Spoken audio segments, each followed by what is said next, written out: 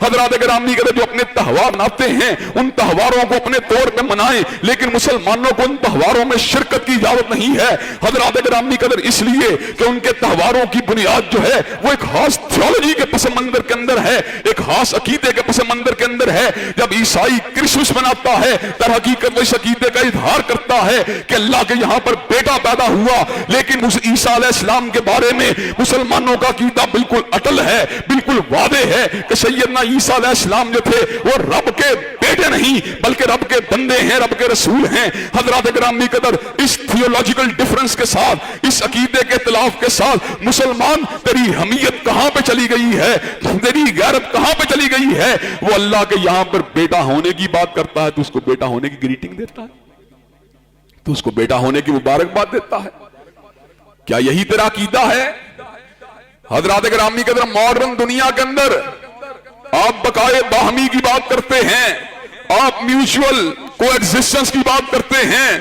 آپ ایک دوسرے کے ساتھ ڈائیلاگ کی بات کرتے ہیں، لیکن مجھے ایمانداری سے یہ بات بتلائیے، کیا کبھی آپ نے عید الاضحیٰ کے دن جو ہے کسی عیسائی کو بکرا خریدتے ہوئے دیکھا، کسی عیسائی کو جو ہے آپ نے گائے خریدتے ہوئے دیکھا، کسی مسیحی کو آپ نے اونٹ خریدتے ہوئے دیکھا کہ میں بھی اس کو نہر کروں گا، میں بھی عید قربان کی سنت کو زندہ کروں گا؟ اگر اس جو ہے عمل سے علیحدہ ہونے کے باوجود عیسائی آپ کے ساتھ میوچول کو ایگزسٹنس کے ریلیشن شپ کو اسٹیبلش کر سکتا ہے تو مسلمان تجھے کیا ہو گیا ہے؟ تو ہولی کے تہوار کو، تو کرسمس کے تہوار کو، تو نیو ایئر نائٹ کے تہوار کو، تو جو ہے 14 فروری کے دن جو ہے ویلنٹائن ڈے کے تہوار کو تو ان کے ساتھ مل کے منا کر تو کیا پیغام دینا چاہتا ہے؟ حضرات گرامی قدر لیکن دکھ و تعصب کا مقام کیا ہے؟ حضرات گرامی قدر مغلوبیت کی انتہا کیا ہے؟ عقیدہ حق سے دوری کا عالم کیا ہے؟ حضرات گرامی قدر مسلمان حکمران بھی کرسمس کا کیک کاٹنے کے اندر مصروف ہیں،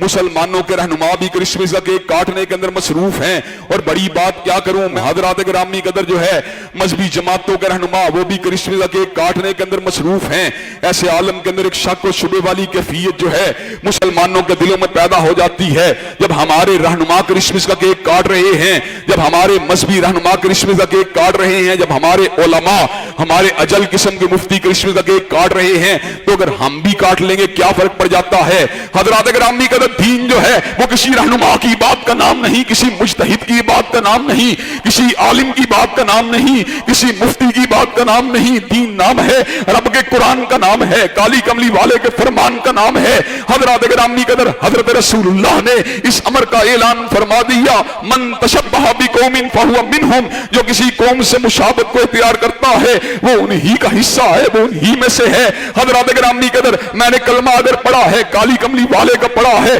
میں نے مقتدی اور پیشوا اگر ماننا ہے، حضرت رسول اللہ کو ماننا ہے، میری غیرت اس بات کو گوارا نہیں کر سکتی، میرا عقیدہ اس بات کو گوارا نہیں کر سکتا کہ میں میوچول کو ایگزسٹنس کے دل فریب نعرے کے نام کے پر توحید کے پر چھری کو چلا دوں، میں توحید کے عقیدے کو ذبح کر دوں۔ میں جب تک زندہ رہوں گا قل هو اللہ احد اللہ الصمد لم یلد ولم یولد کا ورد کرتا رہوں گا۔ ہم جب تک زندہ رہیں گے وحدانیت کا پرچار کرتے رہیں گے، عقیدہ تثلیث کا انکار کرتے رہیں گے، اور اللہ کی اس بات کو ببانگے تو لوگوں کے سامنے رکھتے رہیں گے۔ لقد کفر الذین قالوا ان اللہ هو المسیح ابن مریم، وہ لوگ کافر ہوئے جنہوں نے کہا عیسیٰ علیہ السلام پروردگار عالم ہیں، عیسیٰ علیہ السلام اللہ ہے۔ لقد کفر الذین قالوا ان اللہ ثالث ثلاثہ، وہ لوگ بھی کافر ہوئے جنہوں نے کہا اللہ تین میں سے ایک ہے۔ حضرات گرامی قدر اللہ جس بات کو کفر کہے وہ بات ایمان کیسے ہو سکتی ہے؟